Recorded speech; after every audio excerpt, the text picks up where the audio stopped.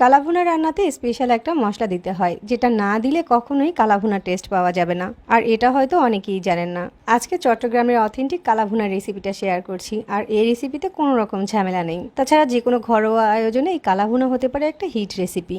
কালাভুনা রান্নার জন্য এখানে 1.5 কেজির মতো মাংস নিয়েছি। মাংসটা রান্নার রেগুলার কাট করে কেটে নেওয়া আছে। আর এই মাংসগুলোকে আগে থেকেই ধুয়ে পরিষ্কার করে নিয়েছিলাম। যে পাত্রে কালাভুনাটা রান্না করব ওই পাত্রে মাংসটা নিয়ে নিয়েছি। এখন এখানে 1.5 টেবিল চামচ দিচ্ছি রসুন বাটা, আর 2 টেবিল চামচ দিচ্ছি আদা বাটা, 1 চামচ দিচ্ছি জিরার গুঁড়া, আর 1 চামচ দিচ্ছি ধনিয়ার গুঁড়া, 1 চামচ দিচ্ছি হলুদ গুঁড়া, আর 1 টেবিল চামচ দিচ্ছি মরিচের গুঁড়া। হাফ কাপ পেঁয়াজ কুচি দিয়ে দিচ্ছি। আর এখানে 1.25 কাপের মতো দিয়ে দিচ্ছি পেঁয়াজ বেরেস্তা।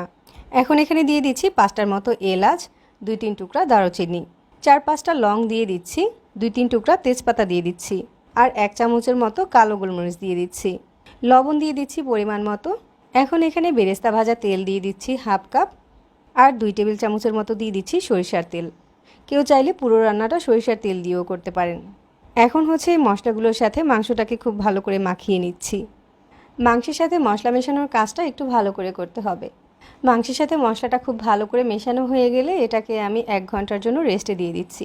তারপর হচ্ছে পাত্রটাকে চুলায় বসিয়ে দিয়েছি আর একটা ঢাকনা দিয়ে ঢেকে দিচ্ছি। অল্প আছে কিছুক্ষণ রান্না করলেই দেখা যাবে মাংস থেকে কিন্তু বেশ কিছুটা পানি ছেড়ে দেবে। আর এই পানিটা দিয়েই মাংসটাকে খুব ভালো করে কষিয়ে নিতে হবে, যাতে করে অনেকটা মাংসটা সিদ্ধ হয়ে যায়। মাংসটা থেকে যে পানিটা বের হবে চাইলে কিন্তু ওই পানিটা দিয়েই পুরো মাংসটা সিদ্ধ করে নিতে পারেন। তবে সেই ক্ষেত্রে চুলার আঁচটাকে একদম কমিয়ে রাখতে হবে। আর কারো যদি মনে হয় মাংসটা সিদ্ধ হতে একটু পানি লাগবে, সেক্ষেত্রে 1 কাপের মতো গরম পানি দিয়ে দিতে পারেন। আর মাঝে মাঝে ঢাকনাটা খুলে একটু নেড়েচেড়ে দিতে হবে। তো আমি এখানে মাংস থেকে যে পানিটা বের হয়েছে ওই পানিটা দিয়েই মাংসটাকে খুব ভালো করে সিদ্ধ করে নিয়েছি।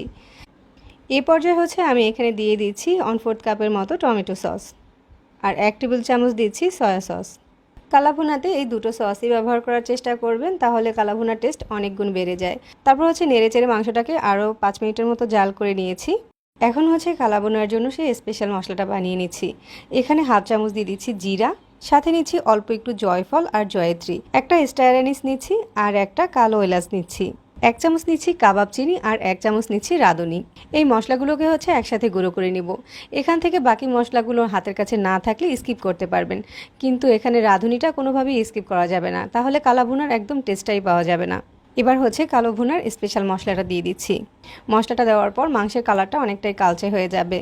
কালো ভুনা মানে হচ্ছে কিন্তু মাংসটাকে ভেজে কালো করা নয়, কষাতে কষাতে এরকম মাংসের কালারটা কালো হয়ে যাবে। আর কালো ভুনা হালকা এরকম একটু গ্রেভি টাইপের হয়, তবে মশলা থেকে তেলটা একদম আলাদা হয়ে যায়।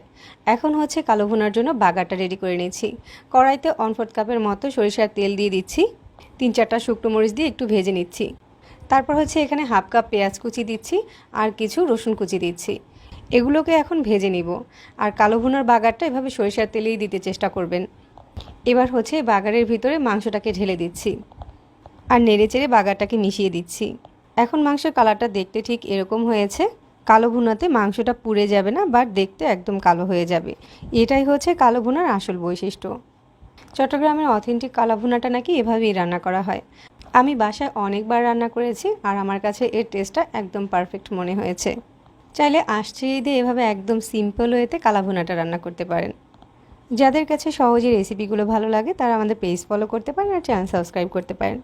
সবাই অনেক বেশি ভালো থাকবেন। আল্লাহ হাফেজ।